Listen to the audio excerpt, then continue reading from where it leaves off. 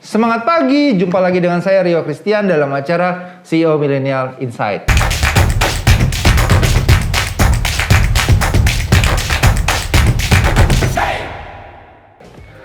Ya teman-teman, izinin saya dulu untuk buka masker. Tetapi kembali lagi saya ingetin, hari ini CMI tetap masih dalam masa pandemi COVID-19. Jadi ingat CMI, yaitu cuci tangan selalu, yang kedua memakai masker, dan yang ketiga ingat jaga jarak. Dengan kita bisa menjaga diri kita dengan baik, maka sama aja kita menjaga lingkungan kita dan orang-orang yang kita cintai. Ya, tema CMI kali ini saya mengangkat tema yaitu menjaga emosi di masa pandemi.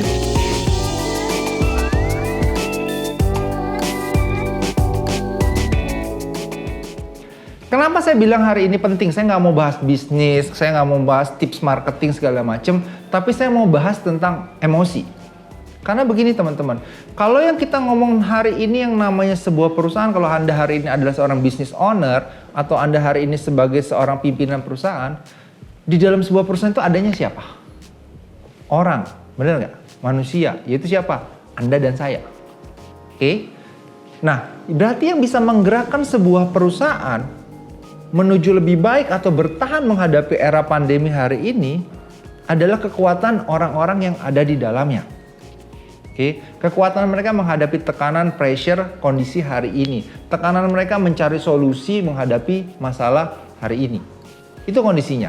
Nah, kalau kita ngomong hari ini tekanan, ya kan? Kalau Anda posisinya hari ini pegawai, terus tiba-tiba Anda mendapat surat atau dipanggil oleh HRD Anda disuruh di rumah dulu deh sementara, atau istilah kerennya unpaid leave. Ya kan? Disuruh di rumah dulu. Ya gampang sih di rumah dulu, di rumah sendiri, tapi kan anak, istri, keluarga kan tetap harus dikasih makan. Tetap harus bayar sekolah, bayar kewajiban kredit atau apapun. Tekanannya pasti berat. Oke? Benar apa benar? Tekanannya pasti berat. Nah, yang saya mau bahas hari ini adalah pada saat kita menghadapi tekanan yang berat, bagaimana kita, ya kan, dapat mengelola emosi kita. Kenapa? Karena emosi adalah satu titik awal yang akan menentukan apa yang kedepannya terjadi dalam hidup kita. Oke? Paham ya? Bagaimana mengelola emosi di masa pandemi?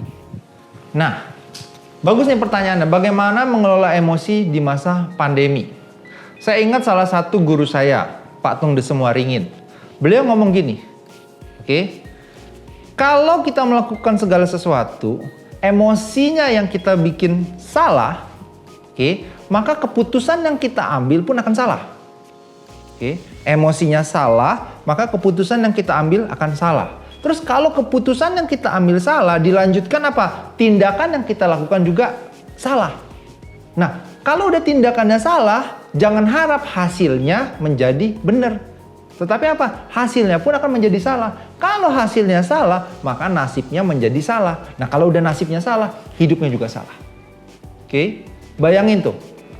Dari awal emosinya salah, keputusannya salah, tindakannya salah, hasilnya jadinya salah, nasibnya salah, hidupnya salah. Jadi yang memegang peranan dalam kehidupan Anda dan saya, teman-teman, yaitu emosi. Makanya seringkali kalau dulu kita dengar kan, kalau kita mau ngambil keputusan sesuatu, pikirin dulu dengan matang. Biasanya orang tua ngomong gitu. Pikirin dulu dengan kepala dingin. Ya kan? Sebenarnya bukan pikirin, tetapi pengelolaan emosi yang sangat dibutuhkan hari ini.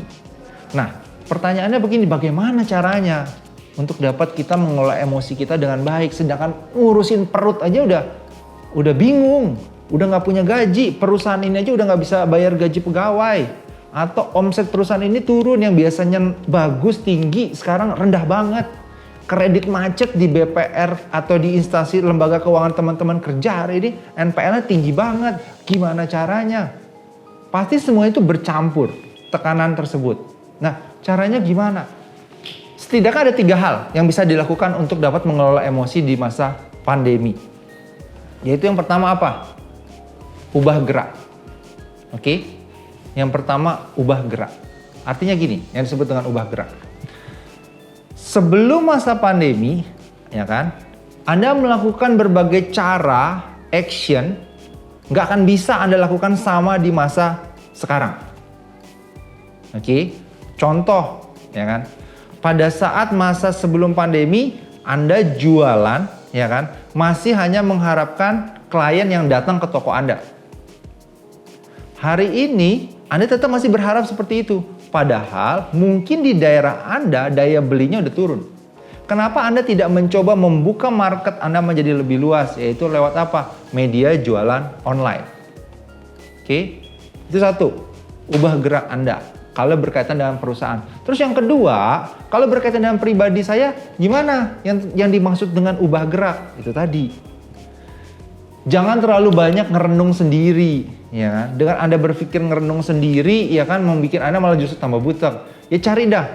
Anda mau olahraga, Anda mau lari, Anda mau makan ke sebuah tempat, Anda mau ngobrol sama teman. Intinya jangan terlalu lama merenungi hal yang memang lagi buruk kondisinya. Itu yang Anda perlu lakukan. Pertama, ubah gerak terkait personal Anda dan perusahaan Anda. Oke. Yang kedua yang harus Anda lakukan apa? Ubah fokusnya. Oke. Ubah fokus. Jadi kalau hari ini nih, ekonomi Indonesia lagi nggak baik.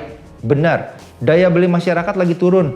Benar. Ya kan? Pandemi COVID angkanya naik terus, nggak turun-turun. Benar. Vaksinnya belum ada juga. Benar. Udah dari bulan Maret sampai Desember dikit lagi, akhir tahun berakhir, tapi contoh kita di Bali, ya kan? Pariwisatanya nggak bangkit-bangkit, bener. Tetapi pertanyaannya, kalau kita fokus terkait hal-hal yang negatif tersebut, ya kan? Yang ada justru apa? Depresi. Emosinya menjadi labil. Ubah fokusnya, ya kan? Menjadi hal-hal apa yang bisa kita lakukan. Ubah fokusnya menjadi hal-hal apa yang masih bisa kita kuasai dan kita kerjakan. Oke. Kalau tadi mikirin daya beli masyarakatnya turun, iya posisinya. Tetapi coba ubah fokusnya. Ya mungkin daya beli masyarakatnya turun, tetapi ada produk atau jasa lain yang masih dibutuhkan masyarakat. Kenapa nggak itu yang saya kerjakan? Oke. Terus, angka COVID hari ini tinggi, vaksin belum ada. Iya, nggak usah fokus ke sana. Coba fokusnya dirubah. Gimana caranya tubuh kita sehat? Gimana caranya mengelola kesehatan keluarga kita sehingga terbebas dari COVID atau nggak kena dari COVID? Yaitu gimana caranya mengelola protokol kesehatan yang baik. Oke, dapat insight ya yang dimaksud dengan ubah fokus. Oke, yang ketiga, ini yang paling penting, ya kan? Lakukan yang bikin Anda happy. Udah itu aja. Lakukan segala hal yang bisa bikin Anda happy. Itu nggak perlu diukur dengan kegiatan yang mahal, ya kan? Setiap orang ini sifatnya subjektif. Setiap orang, ya kan, memiliki kemampuan keuangan yang beda-beda. Tetapi uang itu adalah alat untuk Anda, ya kan, mencapai tujuan yang Anda inginkan. Oke? Nah, kalau Anda hari ini saya boro-boro mikirin happy. Nah, kalau bagi seorang Rio Christian, ya kan, di rumah bisa me time dengan anak saya yang nomor 2, ngegendong anak saya 10 menit, bercanda sama dia, itu kan gak pakai duit, tapi itu bikin saya happy. Ya kan? Yang kedua, misalkan saya suka banget apa? Me time saya berdoa. Ya, itu juga bikin saya happy. Oke? Jadi, lakukan apa yang bisa bikin Anda senang atau happy, ya kan? Cari aktivitasnya. Karena hari ini pandemi COVID membuat ruang gerak setiap orang terbatas. Bener apa bener? Kan takut mau ketemu si A, si B, si C, jangan-jangan ternyata dia OTG. Ya kan? Orang tanpa gejala, tapi sebenarnya COVID. Tapi bukan seuzon. Tapi kita nggak pernah tahu. Akhirnya membuat kita takut. Depresi, mau ketemu orang takut. Emosinya menjadi tidak stabil. Oke? Dapat pencerahan? Dapat insight?